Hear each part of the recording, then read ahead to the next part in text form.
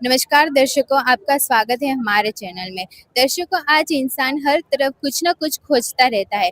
कोई सुकून चाहता है, कोई सफलता के पीछे फिरता है, तो कोई मोक्ष की तलाश में है। लेकिन सबसे बड़ा सवाल यह है कि क्या आत्मा को वास्तव में क्या चाहिए? क्षणिक सुख, सफलता या फिर जन्म मरण के चक्र से मुक्ति यानी कि मोक्ष? तो दर्शकों, चलिए आज के इस विषय में हम खास चर्चा करेंगे कि आत्मा को वास्तविक में क्या चाहिए और हमारे शास्त्रों में क्या बताया गया है। तो चलिए दर्शकों, जानते हैं कि आत्मा को वास्तव में क्या चाहिए, सुकून, सफलता या फिर मोक्ष। दर्शकों, हमारे साथ एक और सेवादार जुड़ चुके हैं, उनसे हम बातचीत करते हैं। नमस्कार सर। नमस्कार जी। सर, क्या नाम है आपका? मेरा नाम कैलाश दास है जी। सर, धन और सफलता से इंसान को शांति और मोक्ष मिल सकता है? देखो जी, धन और सफलता से मानव को कोई शांति पूरे विश्व में नहीं मिल सकती, क्योंकि धन और सफलता इससे थोड़ा क्षणिक सुख ही मिल सकता है। बाकी शांति पूरे विश्व में कहीं भी नहीं मिल सकती। तो सर फिर आप बताइए, हमें शांति चाहिए तो कैसे मिलेगी? देखो जी, शांति ऐसे मिल सकती है मानव को कि हमारे जो धार्मिक ग्रंथों के अकॉर्डिंग 4 वेद, 6 शास्त्र, 18 बुद्ध, बाइबल, गीता, कुरान के आधार से पूरे विश्व में एक तत्वदर्शी संत आता है, और वो खुद स्वयं पूर्ण परमात्मा ही तत्वदर्शी संत का चोला धारण करके आते हैं। और उसके बताए हुए ज्ञान के अकॉर्डिंग और उसके बताए हुए मार्ग पर चलने से ही मानव को शांति प्राप्त हो सकती है। धन्यवाद सर। ठीक है जी, धन्यवाद। तो दर्शकों, हमारे साथ एक और सेवादार जुड़ चुके हैं, उनसे भी हम बातचीत करेंगे। नमस्कार सर। नमस्ते मैडम। क्या नाम है आपका? मैडम, मेरा नाम नितेश दास है। सर, हमारा सवाल ये है कि आत्मा को सुकून, सफलता या फिर मोक्ष क्या चाहिए तीनों में से? मैडम, हमें सबसे पहले तो मोक्ष चाहिए, क्योंकि हमें मनुष्य जन्म मिला है। मनुष्य जन्म का मूल उद्देश्य यही है कि मोक्ष प्राप्त करना।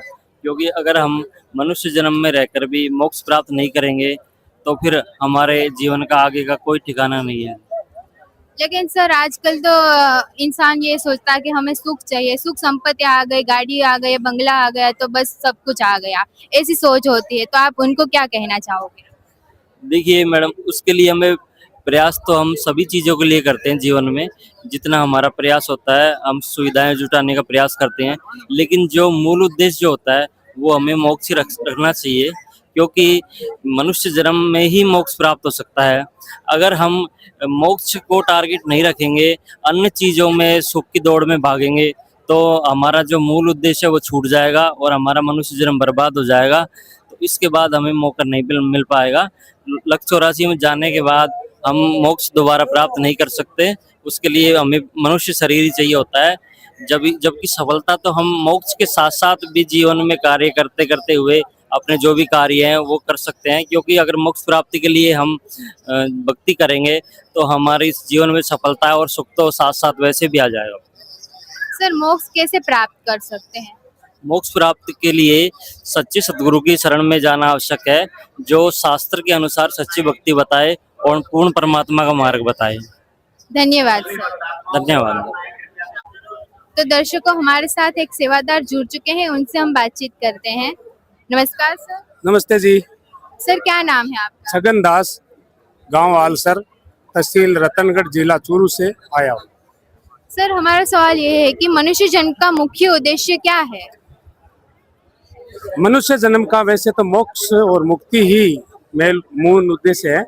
बाकी तो भक्ति तो लोग करते हैं, साधु संत बहुत है हिंदुस्तान में, लेकिन उससे मोक्ष और मुक्ति संभव नहीं है। जो संत रामपाल जी जो मार्ग बता रहे हैं शास्त्रों के अकॉर्डिंग, बाइबल, गीता, पुराण, इन शास्त्रों से वो प्रमाणित करके अंगुलियां लगा लगा के बता रहे हैं। हर मतलब जगत के लोग, भक्तों को, सबको समझा रहे हैं और बता रहे हैं कि सच्चा मार्ग इसी मोक्ष और मुक्ति है, उसी से शाश्वत सुख है, बाकी नहीं है। कहीं भी किसी भक्ति से सुख संभव नहीं है। अगर क्षणिक सुख मिल भी जाता है तो अगले जन्म में कुत्ता गधा बन के परेशानी में जाता है। परमानेंट मोक्ष मुक्ति यहाँ से संभव हर एक व्यक्ति से नहीं। सर, कई लोग ऐसे होते हैं कि पहाड़ पर समाधि में बैठ जाते हैं, तो क्या उससे मोक्ष नहीं मिलेगा?